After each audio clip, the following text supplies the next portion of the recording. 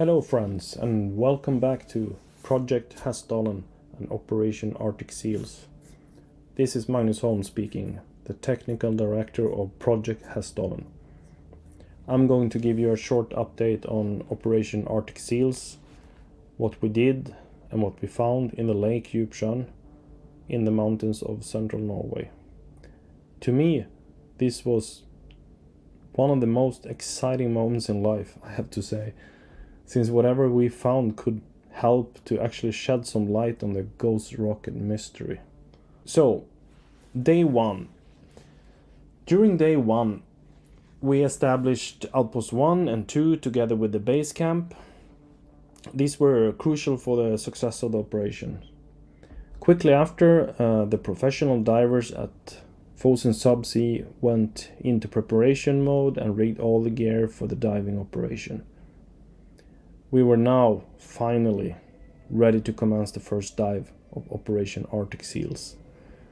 But first we went down with an ROV to scan the bottom conditions, and then we sent the diver through the hole in the ice and down to the bottom of Lake Djupsjön. As the diver plunged into darkness of the ice and snow-covered lake, I was standing in the control room of the dive operations center with my eyes fixed on the screens. The sound of the diver breathing and the short vocal communication between the diver and the dive master created a tense but very exciting atmosphere. The diver quickly located the contours of the object that we had detected on sonar during the previous expeditions, and we have certainly made a good job with the location. It was just right under the hole in the ice. The diver then performed a scan with a metal detector across the object, but no indications of ferrous metals were detected. However, if the object is made of non-magnetic aluminium or magnesium, it would not be detected. The mystery continued.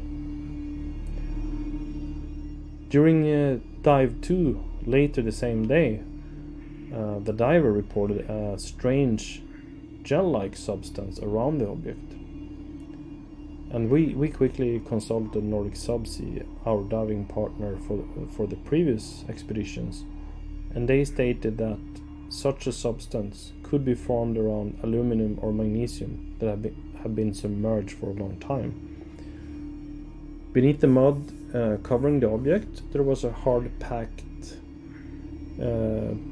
soil or type of mud that could not easily be penetrated, according to the divers. This means that the gel-like substance was probably natural, since it was unlikely to originate from the inside of the hard mud and from the object. The lake's underwater topography is a bit like a bathtub with a sink, and the object is located close to the sink. So objects and substances from the historical mining activity, and they were using the ice for transportation, and something could have went down, it could have ended up in this area. But we have to remember that the sonar scans shows a quite clean bottom everywhere in Lake Djupsjön, except for this one object, what we call the thing. In any case, day one was reaching its end, and all of us felt a feeling of accomplishment, though we were more mystified than ever.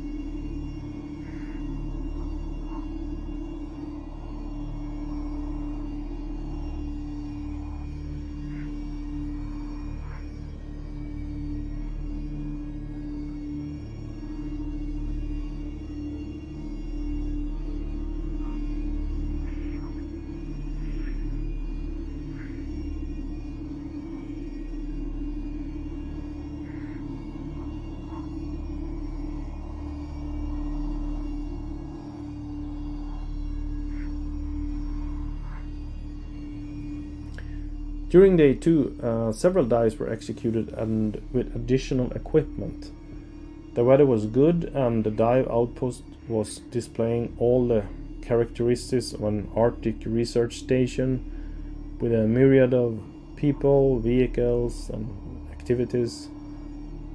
History was in the making, for sure. We all felt that.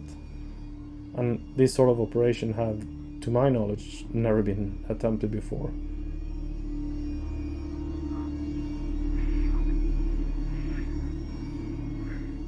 The focus on day 2 was mostly to get the divers acquainted with the object and establish a sense of its underwater orientation and form. The divers also used sticks to kind of poke the object and concluded that there is a hard object beneath the mud. And samples were taken. In the debriefing, interestingly, the divers reported that they believe that the form of the object is more egg or cigar shaped rather than rocket shaped. Just like the original witness and future mayor Bernard Solli reported in 1947. At this point, we knew that whatever lies beneath the mud, we have to come back another time to unveil its secrets, since we were running out of time. So day 1 was over, and again we had accomplished what we came for, and that was to throw all that we had on this mysterious object in Lake Djupsjön, and we did exactly that.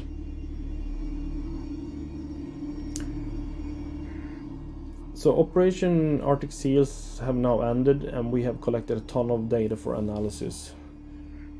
Our partners, Nordic Subsea and Fosen Subsea, will now analyze the data and create a visual representation of the object in relation to the surrounding geography. And this object or structure that we have found hiding under the mud is mystical to an extent where none of the divers would like to drill through it due to security and health concerns. But we, Project Hessdalen, and our partners, we are far from done. We have conducted a scientific investigation, and we will continue to do that. Hence we're asking for time and patience for data analysis phase. Project Hessdalen and Operation Arctic Seals have always operated with full transparency and publicity, and this is something that we will continue to honor. So we please ask anyone following this to not speculate and stay tuned for more updates from us.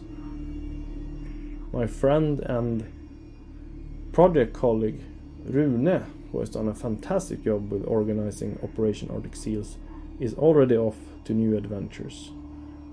He has started a project where he will look for a specific runestone, and he will also go to the US for a couple of weeks.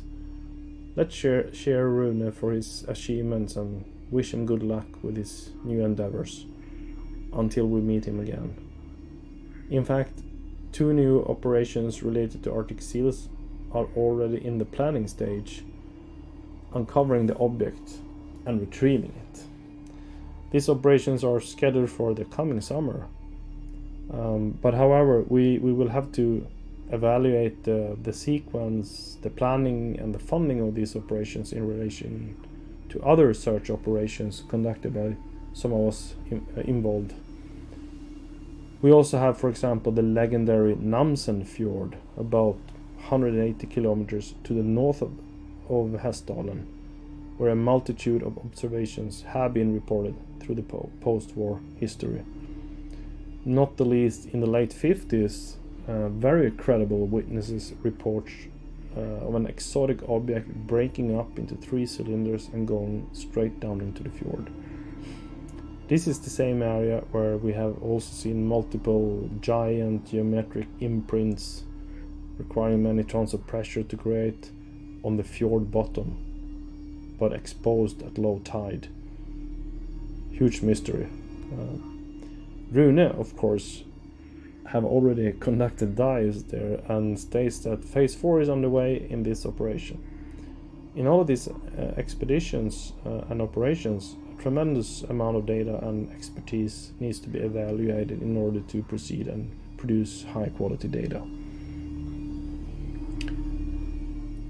To sum up Operation Arctic Seals, we can conclude that we have located an unidentified object on the bottom of Lake Djupsjön using advanced side scan and multi-beam sonar, and along with physical direct contact by divers.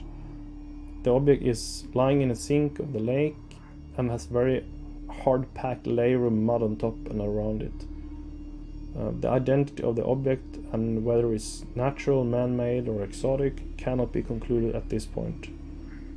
Right now, data analysis and planning of the next operation is our main focus, and we will get back to you as soon as we have news to share.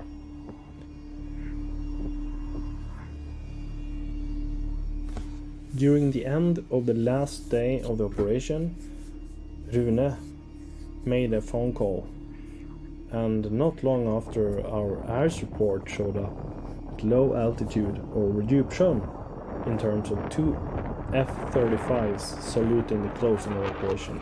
This was really cool, we think. And Project Hessdalen has collaborated with the Norwegian military since 1985, and we hope for a further and even more close collaboration going forward.